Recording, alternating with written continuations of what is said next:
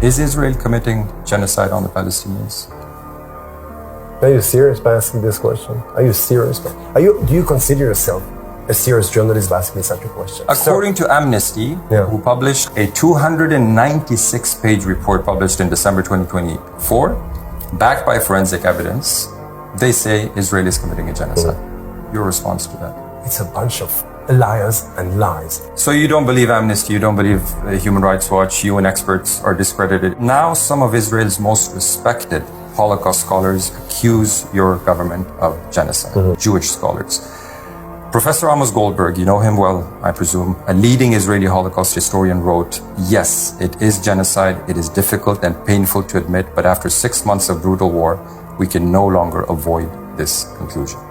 This is one of the most respected Jewish scholars saying that your government is committing genocide. Why is Israel starving the people of Gaza? But again, as you said before, genocide, starving, ethnical cleansing, my God, everything is here. I say again, nonsense, lies.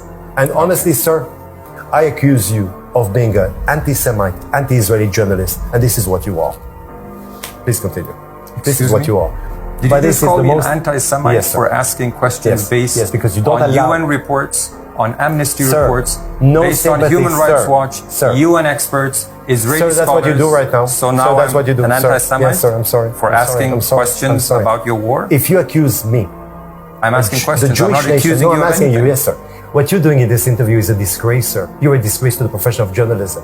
You're a disgrace. Is there anything positive about Israel? Is there anything positive about this country, or everything is bad? Are we the vicious? Are we the evil one? I'm asking you a question. You are a journalist covering between Israel and Gaza. Right now, your prime minister has an arrest warrant against him.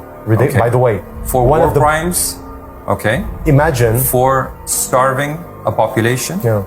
Your heritage minister, Amichai Lahu, said nuking Gaza was an option and called for methods more painful than death for Palestinians. More journalists are killed in Gaza than in both world wars, Vietnam, the former Yugoslavia, and Afghanistan combined, according to the Watson Institute's Cost of War project. As a former journalist and editor, can you explain to us why Israel is killing Palestinian journalists on a mass scale? Why is the Israeli government not allowing international press into the Gaza Strip? This is a war zone, and in any zone, I covered Kosovo war, I covered Iraq war, I covered Afghanistan war. There were restrictions, and you should know it as well. You know it better than me. Sir, I've been in this line for 20 years. I've covered the war in Afghanistan for about 15 years. You? Yes. Good. I've covered Syria, Israel, and Palestine for many years. I've been to Ukraine. Never, ever have I experienced a warring party denying access totally to a war zone. We can go to Ukraine and the Ukrainians will take us to the front lines and let us cover what's happening there. We can go and ask the Russians and they will allow us to their side of the front lines. Why is the Israeli government not allowing international press into the Gaza Strip? Israel does not intentionally harm civilians. Mrs. Haskell, your forces have shot civilians with white flags. Your forces have shot children. Your forces even shot your own hostages that managed to escape, waving white flags, speaking Hebrew. They were shot. 1,400 health workers in Gaza have been killed by your forces in the past 18 months. 1,400. That's not single incidents, that's a lot of incidents.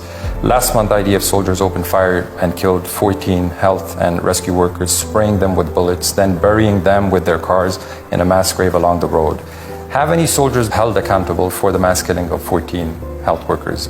Our soldiers are working in a very difficult environment. If it was a mistake, why not call the UN and say, listen, we made a mistake, we shot at 6 ambulances and a fire truck, please come and look at what happened here. What your forces did, they killed these people, then they buried them in a mass grave. And it took the UN 7 days to get to the site. The Nazification of Israel, that's where it should be filed.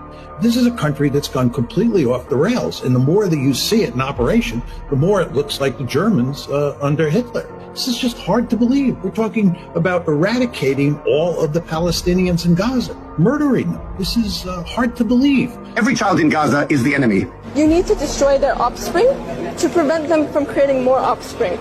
I just think we need to kill them, every one of them, and that's it. This is the sort of things that the Germans did. It's supposed to be never again. I don't see any evidence that people in Israel believe in the principle of never again. certainly when it applies to the Palestinians. It's sickening. I don't know what else to say. I didn't think anything like this would ever happen, but it is happening. When there is a war, it doesn't matter who your enemy is, you need to destroy their offspring to prevent them from creating more offspring. Believe Israeli women. These are the settlers in waiting, keen to start a new life, to annex Gaza for Israel. But what of the Palestinians who live in Gaza now? I just think we need to kill them, every one of them, and that's it. Believe Israeli women. Speaking about more than 2 million Arabs, they will not stay there. We, Jews, will be in Gaza. That sounds like ethnic cleansing. Believe Israeli women. That seems sociopathic. I can... Doesn't it? No, not at all. This is normal. Believe Israeli women. No, a single loaf of bread should go there. They're starving to death.